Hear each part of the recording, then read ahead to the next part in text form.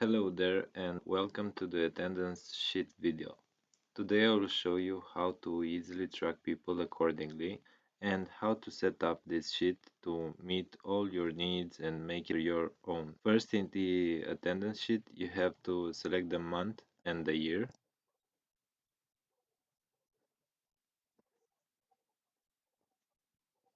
I will leave them like it is. These are data validation cells, and if somebody will enter the wrong input it will not work.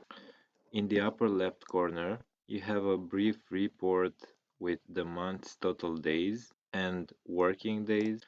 This will subtract the weekends and the holidays if you have any. Also, there are total working hours, 8 hours per day times how many working days in that month, and will give you a total of 176 hours in December 2022. Moving down, you have to enter the employee's unique ID, and all the information will be extracted from the employee database. Pressing this plus button, you will see the reporting area where you can also bring data from the employee database for comparisons purposes. In the main area, there are some situations you can select from the dropping down list, but this should be configured as you need. And for doing so, go to the situation sheet, enter a situation, enter an abbreviation for it, and then enter how many working hours a person will have on a day if that will be the case for him. So let's say you have a new situation and that will be excused for 2 hours.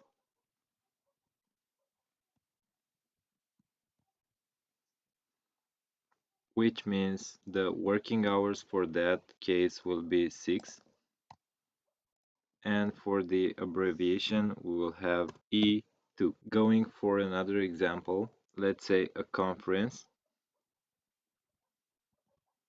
abbreviation for this will be C, and for working hours let's say 9. Now let's go back to the attendance sheet and you will observe the newly added situations in the drop-down list. And if we place a C here, that means this guy went to a conference that will be 9 working hours, and the working hours on the right side was updated accordingly. Let's add another one.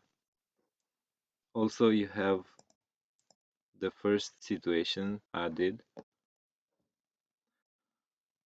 with a preset color. If you will add new situations and need to have some sort of color in the attendance sheet, you need to set up a new conditional formatting rule for this. Let's say for the conference, go to home button, actually go to review, unprotect the sheet, conditional formatting, manage rules, new rule, use a formula, equals first cell from the attendance sheet, equals, go to the attendance sheet, say what format should this cell have, this fill and white font, remove the absolute reference from R11 cell, hit OK, copy this range,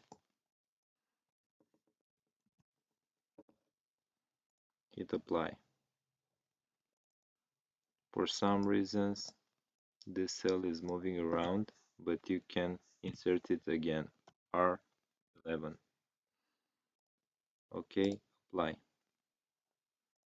and hit OK. Do this for every situation that you newly added for this situation table. Moving forward, next to the working hours is the salary.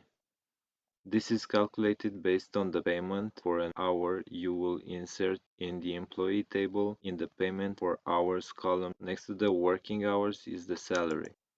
This is calculated based on the hourly rate you inserted in the employee table in the payment for hours column right here.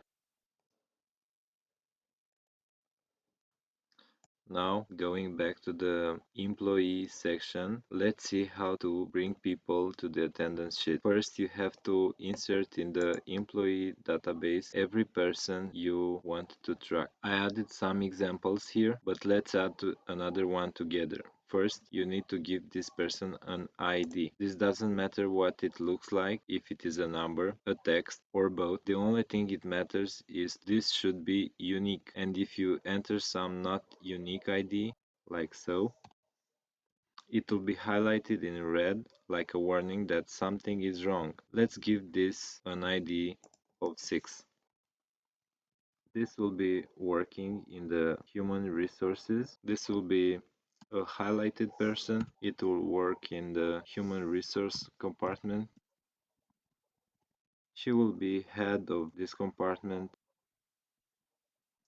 And because this is the chief of this compartment, I want this to be highlighted in the attendance sheet. She will have $20 per hour.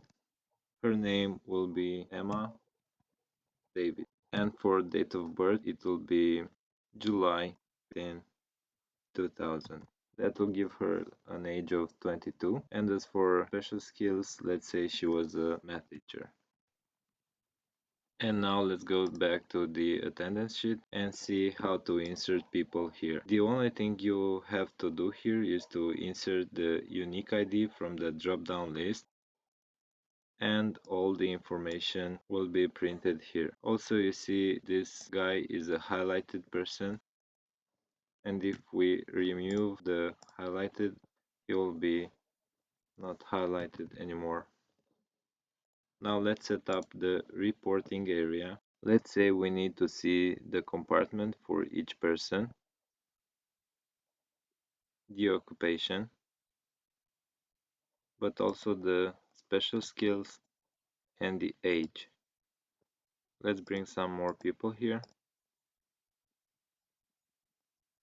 This reporting area is very helpful if you will have a lot of attributes for the employee and you need to bring only some important ones here in and just make some informed decisions or some sort of comparisons against the attribute. Let's see how to add more attributes. These are basically columns from the employee table. Let's add, for example, the last time that person had a medical examination and how many days passed from that date.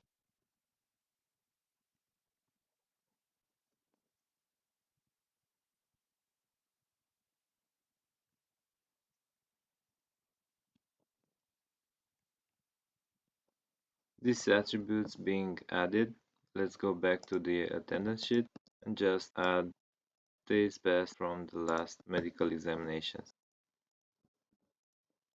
And now we can see maybe this is why Johnson is in the sick leave, because he has 725 from the last medical examination and it couldn't be made good disease prevention. In the end, all the open blue cells like this one mean that there is a formula if you just protect the sheet.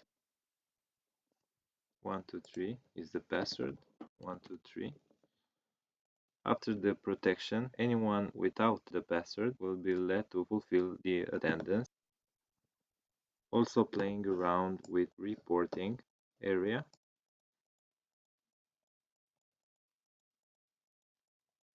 But any other cell will be protected.